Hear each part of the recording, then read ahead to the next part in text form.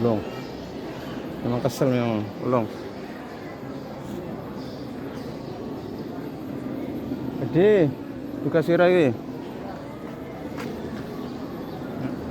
Gimana apa ini? Kesel.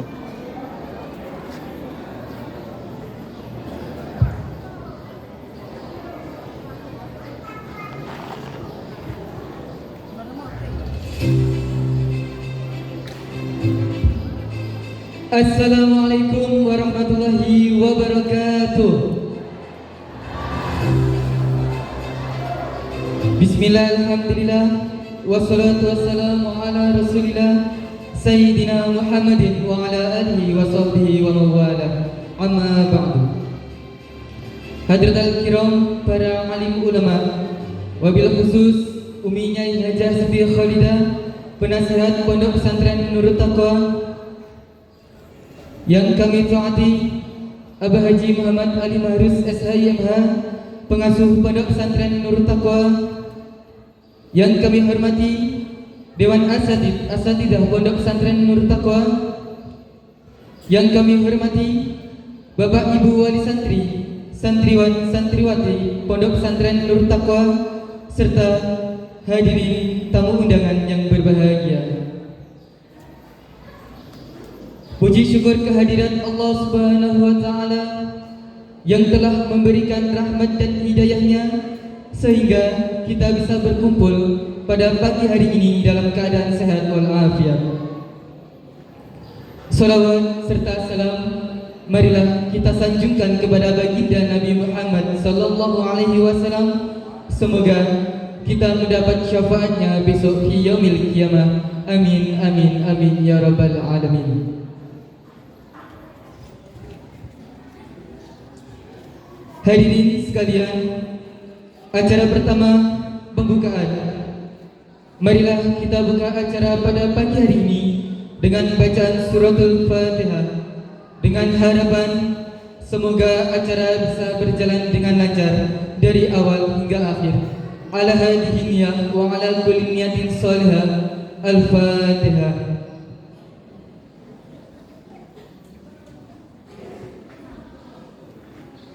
Amin. Acara selanjutnya menyanyikan lagu Indonesia Raya dan Mars Nurut Taqwa. Kepada yang bertugas dipersilakan. Hadirin dimohon untuk berdiri.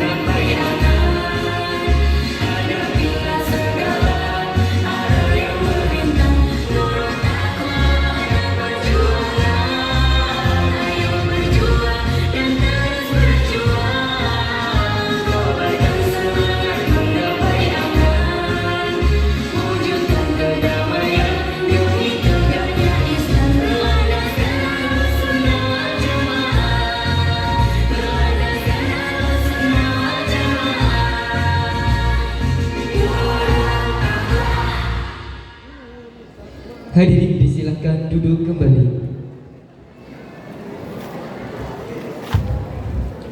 Disampaikan terima kasih.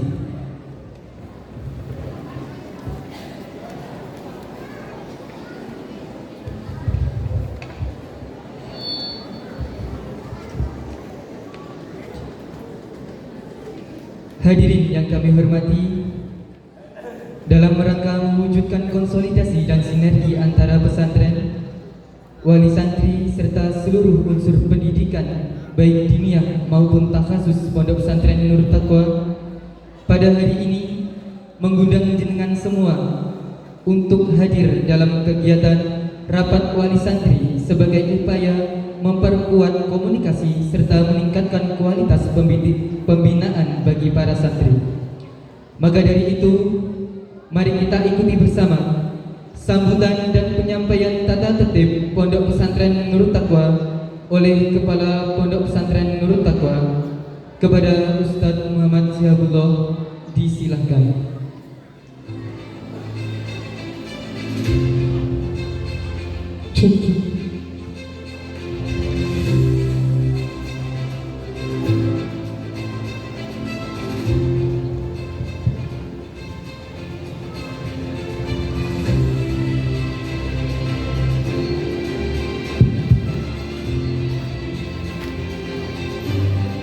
Assalamualaikum warahmatullahi wabarakatuh. Alhamdulillahirabbil alamin wassalatu wassalamu ala sayyidil mursalin sayyidina Muhammadin wa ala alihi wa sahbihi ajma'in, amma ba'du. Yang sama-sama kami muliakan, sama-sama kami hormati pengasuh Pondok Pesantren Nurut Taqwa Abah Kiai Haji Ali Mahruz dan segenap Dewan Pengasuh Majelis Keluarga Yayasan Nurut Taqwa. Semoga beliau Abah Kiai Haji Ali Mahruz dan beserta keluarga diberikan kesehatan, diberikan panjang umur sehingga bisa membimbing kita semua ke dalam kebaikan-kebaikan. Yang tak lupa kami hormati segenap jajaran asatidzah, Dewan Guru Madin Tahasus, para pengurus, serta para wali santri putra, wali santri putri, dan yang kami banggakan adik-adik santri putra, santri putri Nurut Taqwa. Alhamdulillah, kita ucapkan syukur kepada Allah Subhanahu wa Ta'ala, yang mana pada pagi ini, pada kesempatan ini kita masih diberikan kesehatan, diberikan kesempatan masih bisa melakukan kegiatan-kegiatan kebaikan, termasuk adalah kita nyambangi anak-anak kita. Kita hadir dalam undangan pengasuh di sini dalam rangka untuk ngopeni umatnya Nabi Muhammad SAW. Selawat serta salam selalu tercurahkan kepada baginda Nabi Muhammad SAW, Nabi yang selalu kita harapkan syafaatnya kelak di hari kiamat. Selanjutnya, Al-Fakir selaku kepala pengurus mohon izin kami mendapatkan instruksi dari pengasuh untuk menyampaikan dan menjelaskan kembali beberapa tata tertib pesantren. Banyak sekali divisi yang ada di Pondok Pesantren Nurut Taqwa, mulai divisi keamanan, pendidikan, ketertiban, peribadatan, kebersihan, kesehatan, perizinan, dan lain-lain. Kita akan sampaikan beberapa divisi yang sering kali bersinggungan dengan wali santri, dengan santri, pengurus, dan wali santri. Makanya nanti akan kita munculkan di sini ada 3 divisi saja. Yang pertama keamanan, yang kedua kesehatan, yang ketiga perizinan. Karena 3 divisi ini adalah bagian yang sangat sering sekali bersentuhan dengan wali santri. Kalau berkaitan dengan santri sudah selesai kita urus di dalam. Makanya kita adanya sosialisasi ulang, penyampaian peraturan, mungkin ada yang baru, ada yang ditambah, ada yang belum tahu, mari kita dengarkan dan kita perhatikan secara bersama-sama. Langsung saja, yang pertama adalah di sini judulnya adalah standar operasional prosedur. Jadi di sini semua pengurus itu punya kewajiban-kewajiban yang harus mereka lakukan. Bukan hanya pengurusnya tapi juga santrinya. Bukan hanya santrinya, nanti berkaitan dengan wali santrinya. Makanya ada 3 divisi ini yang perlu kami sampaikan. Yang pertama adalah di situ tertulis SOP keamanan. Ya. Mungkin yang belakang kelihatan, ibu-ibu? Kelihatan? Oke. Ini juga nanti santrinya didengarkan juga untuk teman-teman, adik-adik santri. Saya bacakan program keamanan dan ketertiban. Yang pertama, menjaga keamanan dan ketertiban seluruh area pondok baik siang maupun malam hari. Yang kedua, mencegah terjadinya pelanggaran, perkelahian, pencurian atau hal-hal yang membahayakan santri. Yang ketiga, menumbuhkan kesadaran tanggung jawab santri dalam menjaga ketertiban bersama. Yang keempat, mewujudkan lingkungan pondok kondusif untuk ibadah, belajar, dan kehidupan santri. Jadi ini supaya Bapak Ibu tahu, kita jelaskan di sini bahwasanya pengurus ini benar-benar menjalankan tugasnya, ada kewajibannya. Nomor 1, menjaga keamanan dan ketertiban seluruh area pondok baik siang maupun malam. Ada bagian keamanan itu di atas jam 12 malam, dia ini pengurus ini keliling Pak, keliling daerah Cemoro. Setiap malam mengirim video ke kita memastikan bahwasanya tidak ada santri, baik santri itu kabur atau berkeliaran di luar pondok. Terus kemudian ruang lingkup keamanan, keamanan fisik gedung pondok, asrama, kamar santri, musola, gudang, dan halaman. Keamanan perilaku, disiplin waktu, ketaatan terhadap aturan, sikap sopan, bebas dari kekerasan, narkoba, dan rokok. Keamanan barang, diantaranya barang milik pondok dan milik santri dari kehilangan atau kerusakan. Makanya di sini nanti muncullah rumusan-rumusan poin apabila ada salah satu santri melanggar, misalkan melanggarnya tempatnya di asrama atau di musola. Terus kemudian misalkan pelanggarannya adalah telat, tidak masuk kelas, tidak masuk sekolah, dan lain-lain. Selanjutnya, nah ini berkaitan dengan keamanan. Sering sekali saya mendapat aduan selaku kepala pengurus. Aduannya adalah keluhan dari wali santri yang mana uangnya itu hilang. Uangnya hilang. Hilang itu macam-macam. Bisa hilang teledor, jatuh, bisa hilang lupa, artinya sudah dibelanjakan ternyata ngomongnya hilang, atau hilang memang diambil.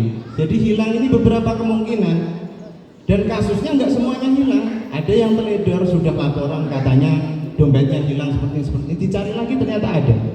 Ada yang memang murni hilang diambil, dan lain-lain. Makanya saya bacakan peringatan penting untuk mengantisipasi kehilangan uang. Santri dilarang memegang atau menyimpan uang lebih dari 20.000. Harap dititipkan kepada pengurus dan diambil sesuai kebutuhan. Ini sudah sekitar 2 atau 3 bulan yang lalu. Ini kami sosialisasikan kepada santri secara khusus. Uangnya dititipkan ke pengurus. Nanti pengurus yang tanggung jawab apabila ada kehilangan, pengurus yang tanggung jawab. Jadi bukan kami ini tidak merespon ketika ada kehilangan, karena tujuan kami adalah mengantisipasi sebelum uangnya hilang, bukan mencari pelaku. Karena kalau sudah mencari pelaku ini banyak yang bekerja, banyaknya waktu yang harus digunakan. Ketika sudah ini dijalankan, bahwasanya santri tidak boleh memegang uang lebih, membawa, menyimpan lebih dari 20.000 yang sekiranya sehari itu cukup untuk kehidupannya. Ustadz, ada pembayaran, minta ke bagian keamanan atau kepala asramanya, dan ini sudah kita sampaikan 2 atau 3 bulan yang lalu kepada santri. Baru selesai disampaikan ada laporan kehilangan dari wali santri, ada laporan kehilangan dari santrinya berapa. Kalau nominalnya 20.000 selesai, tapi nominalnya lebih 50, 100, bahkan dompetnya. Kita bukan mau menyalahkan ketika aturan atau pengumuman sudah kita sampaikan, bukan. Ya, kita sama-sama menjaga ibu atau bapak diingatkan kembali anaknya supaya anaknya menitipkan uang kepada pengurus, atau uangnya langsung dikasih pengurus, atau uangnya langsung dikasih pengurus. Dan ini bukan 1-2 kali, sering, hampir setiap minggu atau setiap bulan. Tapi alhamdulillah sekarang mungkin anak-anak sudah lebih teliti dalam barang-barangnya. Selanjutnya, sanksi dan tindakan. Ini berkaitan dengan keamanan masih. Sanksi diberikan secara bertahap. Pertama, teguran lisan, kedua, peringatan dan pembinaan khusus, yang keempat, pemanggilan wali santri, yang terakhir, skorsing atau pengeluaran. Artinya santrinya dikeluarkan jika memang pelanggarannya berat. Jadi macam-macam, Bu. Anak atau putra putri bapak ibu ini di pondok ini macam-macam pelanggarannya, mulai dari yang ringan, nanti akan kita tampilkan pelanggaran ringan, pelanggaran berat, pelanggaran sedang. Jadi ini rentetannya, tertibnya seperti ini. Pertama, teguran lisan, dipanggil, ojo ketikile, ojo ngulangi maneh. Kemudian peringatan, sudah diperingati secara lisan baru dipanggil. Nanti ada poin di situ, pelanggaran berupa poin dan pembinaan secara khusus. Pembinaan khusus itu seperti apa? Contohnya misalkan disuruh membaca Al-Quran di makom, disuruh menulis istighfar 1000 kali atau menulis sholawat. Nah, itu namanya pembinaan khusus. Nah, yang keempat, pemanggilan wali santri. Pemanggilan wali santri ini berarti sudah ke tahap sedang atau di atasnya. Karena memang wali santri perlu tahu dan perlu untuk mengambil sikap. Artinya kita pengurus atau pondok harus bekerja sama dengan wali santri untuk menangani masalah anaknya. Yang kelima, skorsing. Nah, ini sudah keranahnya pengasuh. Sudah dianggap berat, maka kita sampaikan ke pengasuh. Selanjutnya, nah ini kriteria pelanggaran berupa dengan kategori berat, sedang, dan ringan. Mungkin tulisannya agak kecil, nggak terlihat ya. Itu ada poinnya, ada kategorinya, terus sanksinya apa, sudah kita tentukan dan kita sudah punya buku pendoman. Artinya kita mensanksi santri itu bukan ngawur atas dasar nafsu, larikin yang diwara, tembeling-beling, misalnya itu tenang sal. Ada ketentuannya, merokok, langsung kita buka di buku besar apa merokok, sanksinya, oh di poin, dikasih poin. Oh masuk kategori sedang atau berat, apa jenis sanksinya? Dilihat di situ, denda dan pembinaan. Nah, denda ini kita berikan kebijakannya kepada pengasuh. Pengasuh kemarin memberikan untuk denda ini antara 50.000 sampai 100.000 untuk denda, tergantung dengan pelanggaran yang dilakukan. Nah itu ada berzina langsung 250 poin. Jadi ada puncak poin tertinggi yaitu nilainya 250. Apabila melakukan sekali saja pelanggaran berat, maka langsung itu jenis sanksinya adalah dipulangkan. Minum minuman keras, bertengkar, menyalahgunakan obat-obatan, itu termasuk pelanggaran berat. Begitu juga pelanggaran yang sedang atau ringan, apabila sering dilakukan bisa mengakibatkan santri tersebut bisa dikeluarkan karena melihat jumlah poin yang sudah mencapai batas maksimal yaitu 250. Lanjut. Nah ini diantaranya pelanggaran-pelanggaran yang sedang dengan jenis sanksinya. Di situ diantara yang ringan adalah memakai pakaian yang tidak syar'i, artinya mungkin membuka aurat, seluaran, dengkule katon dan lain-lain. udele katon. Nah, ini kok ada sanksinya, ringan, dipoin, dibina. Oke. Entah baik disuruh membaca Al-Quran. Jadi pembinaannya ini tidak ada yang sifatnya itu menyiksa, tapi sifatnya adalah benar-benar membina dan mendidik.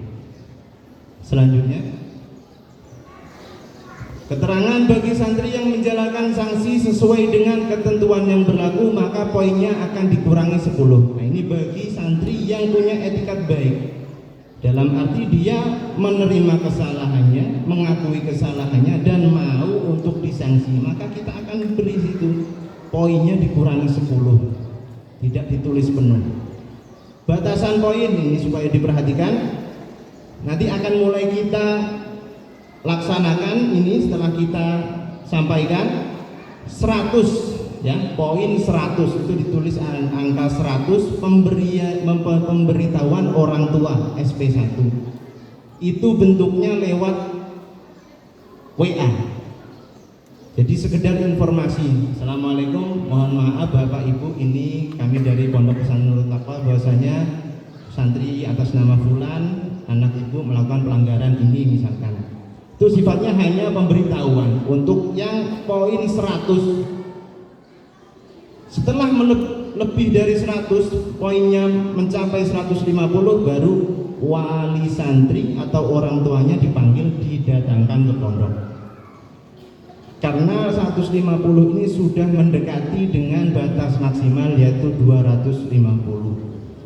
250 ini sudah panggilan orang tua untuk dikembalikan, bukan untuk diperingati lagi, tapi untuk dikembalikan. Ini jelas dan kita rumuskan bersama pengasuh. C, nominal denda ditentukan oleh pengasuh langsung kisaran 50 sampai dengan 100.000. D, ketentuan sanksi pembinaan mengaji, menulis istighfar, membersihkan fasilitas pesantren, dipulangkan, dikeluarkan dari pondok pesantren dan diserahkan kepada wali santrinya. Nah, itu sedikit, tapi memang ini intinya. Sebenarnya banyak sekali SOP dari keamanan ini, tapi ini kami sampaikan yang betul-betul penting dan betul-betul perlu diperhatikan bersama antara santri, pengurus, dan wali santrinya. Baik, SOP keamanan selesai, lanjut. Nah, ini ada tambahan. Syarat dan ketentuan kunjungan. Mendaftarkan nama santri terlebih dahulu sebelum berkunjung. Wali santri yang belum mendaftarkan, maka yang belum melakukan pendaftaran, maka dilarang menemui santri. Wali santri hanya diperbolehkan menjenguk santri yang mempunyai hubungan mahram. Oke, ini perlu, karena saya sering sekali ditelepon wali santri untuk meminta izin. Mengaku orang tuanya, ya saya minta bawa kakak, KTP, menunjukkan bahwasanya ini benar-benar anaknya. Sekarang kalau misalkan dia mengaku mahramnya atau keluarganya atau kakak kandungnya misalnya, ternyata orang lain dibawa. Nah, ini untuk mengantisipasi hal-hal seperti ini. Jadi kita betul-betul tanggung jawab penuh. Kita pengurus hampir 24 jam kita standby ngurus santri-santri Bapak Ibu. Mulai sholat berjamaah, kita jamin mereka sholat berjamaah. Artinya kita berusaha subuh dioprak-oprak, asar dioprak-oprak, wae ngaji dipastikan pendidikannya, apakah hadir betul apa tidak ke Madin, apakah hadir sekolah atau tidak. Setelah keluar dari gerbang kita sudah nggak tahu, misalkan yang sekolah SMP kita sudah nggak tahu dia betul-betul ke sekolah atau tidak, tapi pengurus mengantarkan sampai ke mana, ke gerbang SMP, digiring mantan pengurus bawa motor digiring. Kadang keliling ke rumah-rumah warga, naik ono kang liwat jalan tikus misalkan. Nah, tidak diperbolehkan membawa santri keluar dengan alasan apapun. Wali santri tidak boleh meminjamkan HP kepada santri. Nah, ini yang sering kita saksikan bersama. Wali santri wajib memakai pakaian yang sopan dan menutup aurat. Wali santri dilarang meninggalkan sampah atau kotoran di area kunjungan. Wali santri dilarang mengunjungi santri di luar jam kunjungan. Bukan hanya pas kunjungan Bapak Ibu, tapi ketika misalkan hanya sekedar mengirim makanan. Kemarin atau kemarinnya lagi atau lusa itu ada orang titip makanan, tapi mohon maaf dengan pakaian yang kurang pantas, meskipun hanya menitipkan makanan Bapak Ibu, tapi masuk ke area pondok dan disaksikan santri-santri pondok. Nah, itu kurang etis, kurang pantas. Maka ini kita sampaikan kembali, mohon maaf, bukan kami dalam rangka menyinggung, tapi dalam ketertiban bersama kami sepakat dengan pengasuh dan pengurus, kita ingin berbenah, selalu memperbaiki diri. Apa yang kurang dari pondok ini, apa yang perlu kita benahi dari pondok ini, monggo. Apabila memang pengurus memang kurang dalam kinerjanya, disampaikan nanti. Misalkan kurang seperti ini Ustaz, monggo disampaikan. Kita ini sedang ingin selalu memperbaiki diri, memperbaiki kinerja pengurus atau pondok itu sendiri. Selanjutnya. Nah, itu selesai, kita masuk ke prosedur kesehatan. Ini juga sering sekali kita bersentuhan langsung dengan wali santri, sangat sering.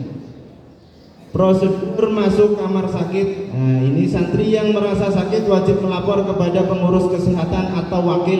Nah, ini ditujukan kepada santrinya. Pengurus kesehatan memeriksa kondisi awal santri.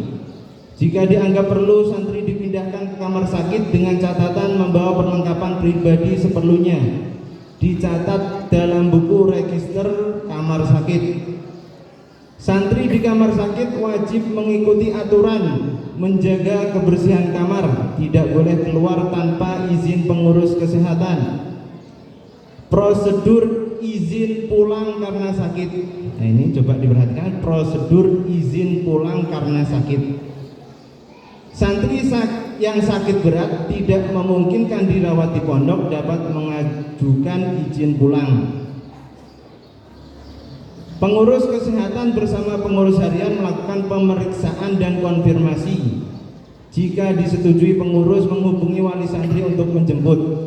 Pengurus mencatat kepulangan dalam buku izin pulang sakit dan membuat laporan kepada pimpinan pondok.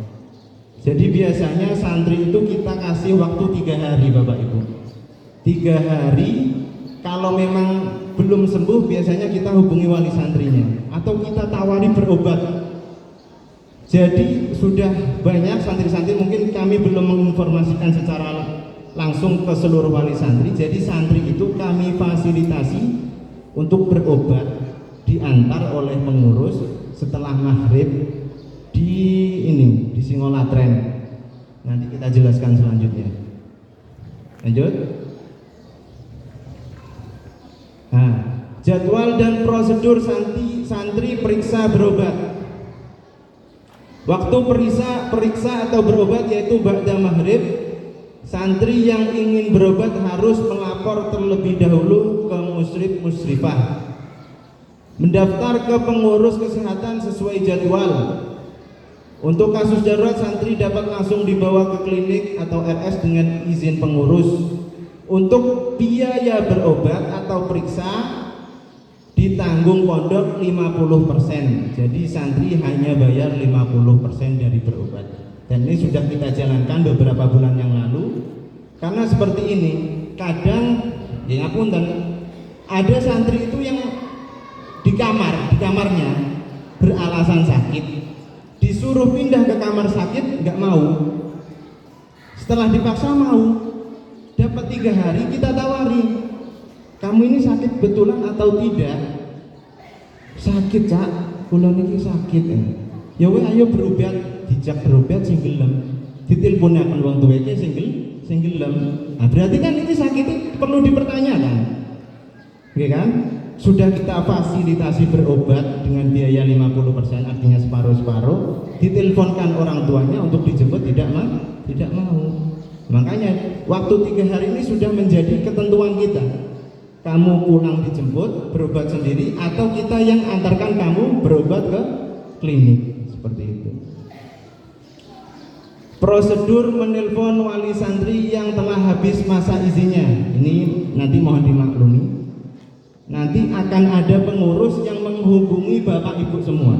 Misalkan santrinya izin 3 hari, izinnya atau dikasih izin sama pengurus 3 hari, kok belum balik ke pondok, maka itu akan dihubungi, Pak. Bagaimana keadaannya, bagaimana keadaan anaknya ibu, bapak, kapan bisa diantar lagi ke pondok.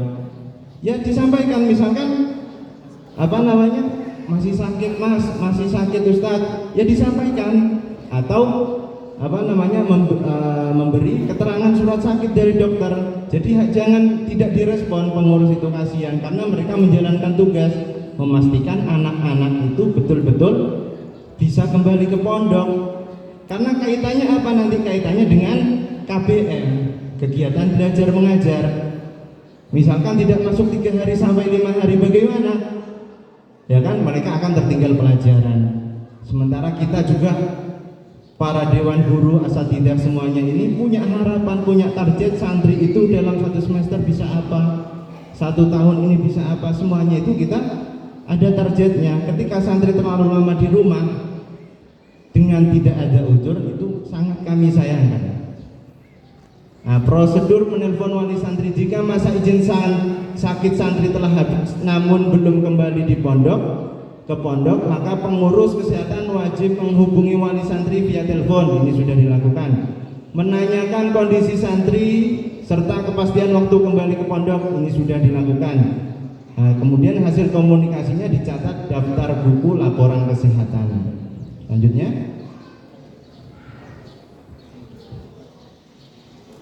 update santri yang berada di kamar sakit. Pengurus kesehatan wajib melakukan pengecekan rutin kondisi santri di kamar sakit. Ini sudah ada tugasnya. Setiap perkembangan dicatat dan dalam buku laporan kesehatan. Jika kondisi memburuk, segera lapor ke pengurus harian untuk tindakan lebih lanjut. Update santri yang pulang karena sakit. Ini tugas-tugasnya pengurus. Pengurus kesehatan mencatat daftar santri yang izin pulang sakit. Setiap perkembangan kesehatan santri diinformasikan melalui komunikasi dengan wali santri. Data update dilaporkan secara berkala kepada pimpinan pondok. Lanjut. Nah, itu berkaitan dengan perizinan, mohon dipahami prosedurnya. Nanti akan kita kirimkan pamflet atau informasi kepada wali santri, nanti di WA semuanya, bentuknya informasi, misalkan kesehatan, ada saudara alim, misalkan bagaimana anaknya, itu semuanya ada SOP-nya, ada tata tertibnya, ada aturannya, semua akan mungkin 2 atau 3 hari akan kita kirimkan ke semua wali santri. Untuk divisi yang terakhir yaitu perizinan. Yang pertama, izin keluar area pondok pesantren. Ini mohon didengarkan. Bagi santri yang ingin izin keluar, wajib menulis di buku perizinan baik akan keluar maupun akan datang ke pondok. Santri diperbolehkan izin keluar hanya pada waktu dan hari yang ditentukan. Bagi yang izin keluar harus berpakaian sopan, menutup aurat, santri putra bersongkok. Bagi santri yang keluar wajib dijemput wali santri atau orang yang dikasih mandat, atau boleh diantar pengurus yang berwenang. Jadi ini sangat kita memfasilitasi Bapak Ibu. Misalkan sakit, kalau memang nggak bisa dijemput, kita antarkan. Atau mau izin ada keperluan keluarga, tidak bisa dijemput, kita antarkan. Nah, ini mohon dipahami, kita untuk perizinan itu ketat, bukan dalam artian membatasi gerak santri untuk keluar atau membatasi wali santri dengan santrinya, bukan. Kadang hal-hal sepele niki enten dulure dugi aduh misalnya iku kudu nginep. Nah niku kan itu sudah kita punya timbangan. Ini perlu diizinkan menginap, ini perlu diizinkan hanya beberapa jam saja. Itu kita sudah punya timbangan. Jadi mohon dipahami. Wali santri atau tamu wajib berpakaian rapi dan sopan. Sekembalinya ke pondok, santri yang bersangkutan wajib melapor kepada pengurus serta menyetorkan surat izin pulang. Jadi ketika izin pulang, bawa surat, kembali ke pondok, suratnya dibawa lagi. Perizinan pulang hanya berlaku untuk sakit parah melebihi 3 hari, keluarga inti ada yang meninggal, serta kebutuhan yang bersifat mendesak. Nah, ini mendesak ini bisa dikompromikan dengan pengurus. Santri yang mengajukan izin pulang bermalam, artinya menginap, harus bersama wali santri dan mendapat persetujuan pengasuh. Ini ada tambahan untuk poin terakhir ini. Kemarin pengasuh sendiri menambahkan poin terakhir ini, yaitu santri yang menginap diizinkan untuk bermalam pulang itu harus mendapat persetujuan pengasuh. Tujuannya apa? Pengasuh ingin betul-betul tahu siapa saja santri yang pulang, kebutuhannya apa, kepentingannya apa. Dan ini sebelumnya kami tidak melapor kepada pengasuh. Untuk kali ini pengasuh meminta langsung kepada kita untuk diberikan informasi dan disetujui oleh pengasuh. Nah, terus kemudian ini mohon maaf, untuk izin keluar pondok ini kadang dibuat mainan sama wali santrinya. Ini mohon maaf kami sampaikan. Jadi kami itu mendapat laporan daripada pengurus, bukan ada tapi sering, ya. Santrinya izin itu keluar, artinya diberikan waktu beberapa jam saja, bukan untuk menginap. Izin nopo pijet nggih. Nggih pun sakderenge maghrib wangsul nggih. Nggih mboten wangsul. Niki ajeng kula tetep berobat, nggih pun mangke mantun Nisa anu nggih. Nggih mboten balik. Ngoten. Jadi misalkan memang izin balik malih teng pondok Bu, Pak. Lek iki ternyata jari dokternya loro, isun mari teko dokter ditulisaken surat izin. Duduk mulai moro-moro ngirim foto nih pengurus, anak saya sakit ini buktinya. Nah, niku mboten menghargai. Sementara untuk berobat itu sudah kita fasilitasi. Kalau memang sakit, kita antarkan. Ngoten.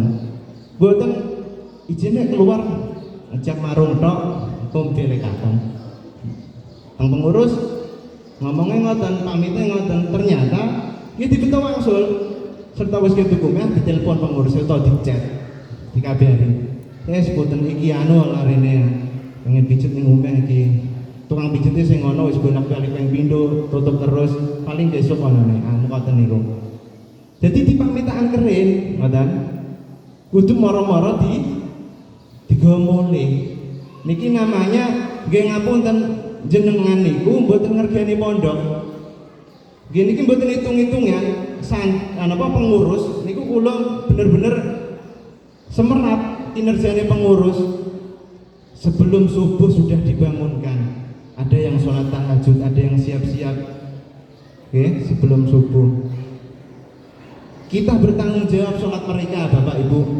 Mohon ini hal-hal seperti ini kita bantu, wali santri membantu kita. Aja terus moro-moro anaknya digomole, padahal ning kene bener-bener salate dijogo. Kang tanggung jawab asline yo jenengan piyambak. Tanggung jawab anake iki dosa ta sing anake nglakoni dosa, anake iki nglakoni kang muliaken pahala ta sing asline ndika. Asline krana jenengan pun pasrah teng kita, yo kita eksekusi, kita bantu, makanya kita tanggung jawab.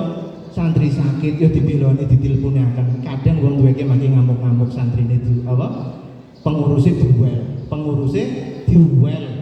Nah ini kan kurang mboten pantes ngeten iki pengurusnya diuel iki mboten pantes karena mulai hampir 24 jam mulai bangun tidur sampai tidur lagi niku pengurus Bu ngapunten kadung hitung-hitungan ya piye mermugi gawe ning jaba ngopeni santri sedina sewengi gajine mung sithik Bu bisyarah duki adah niku kadung dinominalkan ning jaba niku ya mung sithik terang-terangan mawon ngapunten nggih ya kan jadi benar-benar kita napa nggih ayo kerjasama pengurus niki capek nggih nggih mboten dalam rangka putus asa mboten ayo makanya kita berkumpul di sini ini kita kerjasama santri, pengurus kali wali santri niki ayo saling mendukung. Nah, terus kemudian santri yang lanjut jam perizinan niki sudah ditentukan oleh bagian perizinan Senin sampai Sabtu pagi jam 7 sampai jam 8, malam jam 8 malam sampai jam 9, hari Ahad pagi jam 9 sampai jam setengah 11, malam jam 8 malam sampai jam 9 malam. Ustadz, ini misalkan acara saya darurat atau kepentingannya ini mendesak gimana? Langsung hubungi pengasuh atau hubungi saya, kepala pondok. Nanti izinnya langsung diizinkan. Artinya kalau memang diizinkan tidak perlu melalui prosedur ini. Kalau memang mendesak, nah itu ada jam perizinan. Nanti akan kita kirim Bu berupa pamflet ya. Ketentuannya seperti apa, jam kunjungannya jam berapa saja. Lanjut. Terima kasih. Oke, niki perlu diperhatikan bersama. Ngapunten sakderenge kadang kula terlalu bersemangat, mungkin ada kata-kata yang kasar, kata-kata yang kurang berkenan. Saya mohon maaf karena ini memang dari instruksi dari pengasuh dan curhatan dari teman-teman pengurus. Kurang lebihnya mohon maaf. Wassalamualaikum warahmatullahi wabarakatuh.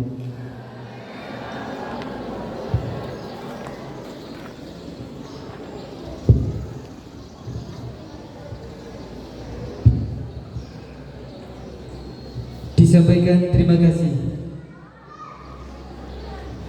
Sambutan selanjutnya akan disampaikan oleh Kepala Madrasah Diniyah sekaligus mewakili Kepala Takhasus Pondok Pesantren Nurul Taqwa kepada Ustadz Sulaiman. Disilahkan.